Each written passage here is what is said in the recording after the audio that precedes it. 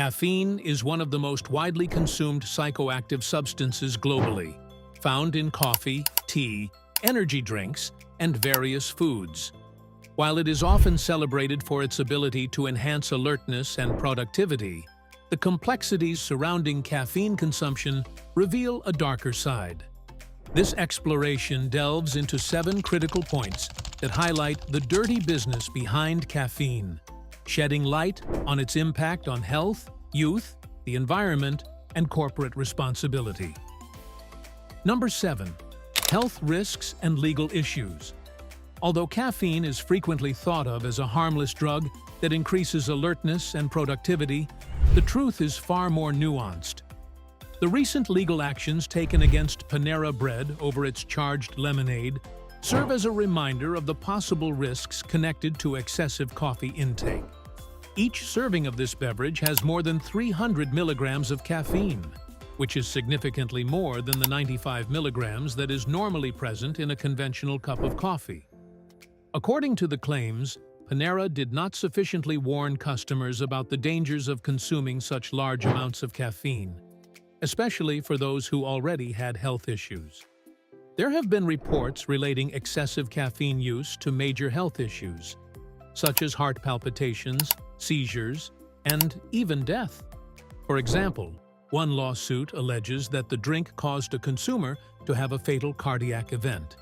These cases highlight the urgent need for stronger laws governing the amount of caffeine in food and drink, as well as more transparent labeling procedures that alert consumers to possible health hazards. The current lack of uniform guidelines allows corporations to market high caffeine products without proper warnings, putting consumers at danger and raising questions about corporate responsibility in defending public health. Number 6. Regulatory gaps. There are a lot of gaps in the regulations controlling caffeine use, which can cause consumer confusion and health hazards. Caffeine-containing products frequently lack clear criteria, in contrast to alcohol and tobacco products, which are subject to strict restrictions regulating marketing and labeling. For instance, a lot of energy drinks do not list the amount of caffeine on the label, which makes it hard for customers to know how much they are getting. Nearly 40% of energy drinks do not list any quantitative information on their caffeine content on their labels, according to a study by the Center for Science in the Public Interest. People who may not be aware of how much caffeine they are consuming from various sources throughout the day may unintentionally overconsume as a result of this lack of transparency. Furthermore, the lack of regulated portion sizes makes things even more difficult because people can think they are just drinking one serving when they are actually ingesting several servings in one sitting. In addition to endangering consumer health, this regulatory deficiency erodes public confidence in the food and beverage sectors. Comprehensive laws that require appropriate marketing techniques and unambiguous labeling of caffeine content are desperately needed to solve these problems and guarantee that consumers can make educated decisions about how much caffeine they consume. Number 5. Impact on youth.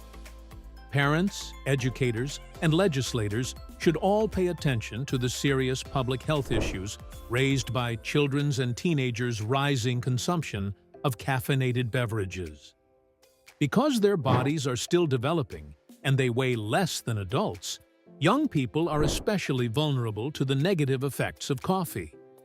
Vibrant packaging and social media campaigns that highlight energy and excitement are used to aggressively promote energy drinks, which frequently contain high quantities of caffeine along with excessive carbohydrates and other stimulants to younger audiences. This marketing tactic can develop an appeal around these items, leading young customers to consider them as important for maintaining energy levels throughout school or sports activities.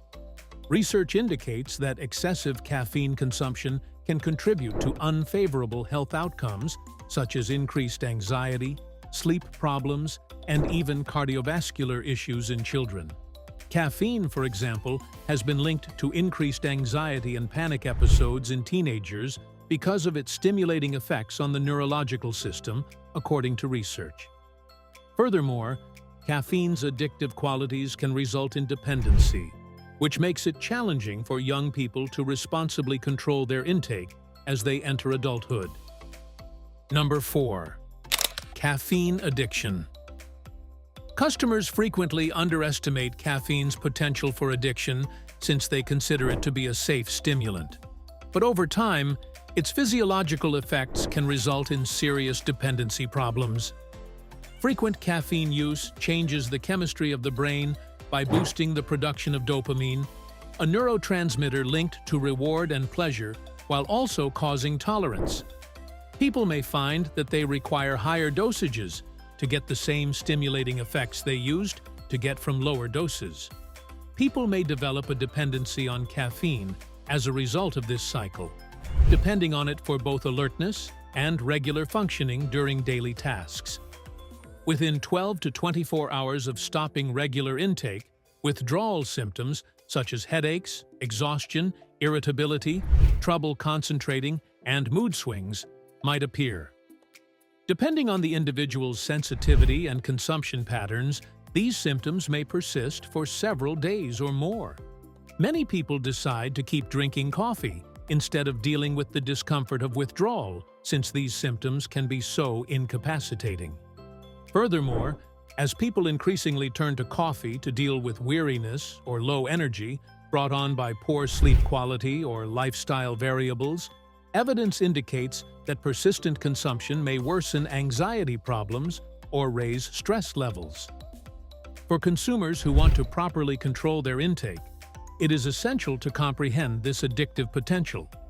Identifying indicators of dependency can enable people to make well-informed decisions regarding their consumption habits. Number 3. Environmental and ethical concerns. Customers looking for their daily caffeine fix frequently ignore the serious ethical and environmental concerns raised by the manufacture of coffee and other caffeinated products. Because land is being cleared for plantations in tropical regions where coffee is grown primarily, coffee cultivation is often linked to deforestation. This contributes significantly to the decline of biodiversity in these delicate ecosystems and results in the loss of habitat for numerous species. Climate change also poses problems for many coffee-growing countries. Changing weather patterns jeopardize crop production, and rising temperatures impact industry sustainability and quality. From an ethical perspective, the coffee industry's labor practices can be exploitative.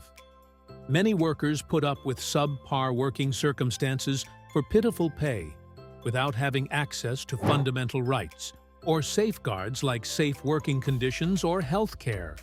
According to reports, child labor is still common in some coffee-producing nations because of financial strains on families who depend on the meager incomes from coffee production to make ends meet. As consumers become increasingly aware of these issues through documentaries, articles, and social media campaigns highlighting unethical practices within the industry, there is a growing demand for ethically sourced coffee that supports fair trade practices, ensuring farmers receive fair compensation while promoting environmentally sustainable farming methods that protect natural resources for future generations. Customers can lessen these adverse effects while still enjoying their preferred caffeinated beverages by selecting goods from ethical suppliers approved by groups like Fairtrade or Rainforest Alliance. Number 2. Caffeine's effects on sleep. The quality of sleep, a crucial component of overall health that is commonly compromised by excessive consumption of caffeinated products, is greatly impacted by the stimulant qualities of caffeine. Caffeine primarily acts by blocking adenosine receptors in the brain. As it builds up over the day in response to wakefulness, the neurotransmitter adenosine makes people feel more sleepy. This means that caffeine can significantly delay the onset of sleep, while reducing the quantity and quality of sleep at all stages of the sleep cycle, especially later in the day. According to studies, even moderate caffeine consumption 6 hours before bed can interfere with sleep patterns by lowering the deep sleep stages required for physical recovery and cognitive function during the day. This puts people in a vicious cycle where they feel more exhausted during the day and then try to fight off their fatigue by consuming more caffeine throughout the day, which eventually makes their sleep problems worse rather than better. Understanding this cycle is essential for anyone looking to improve their sleep hygiene. Cutting back on or giving up caffeine in the afternoon or evening can improve sleep quality as well as general well-being, which in turn improves mood regulation and cognitive function in day-to-day activities.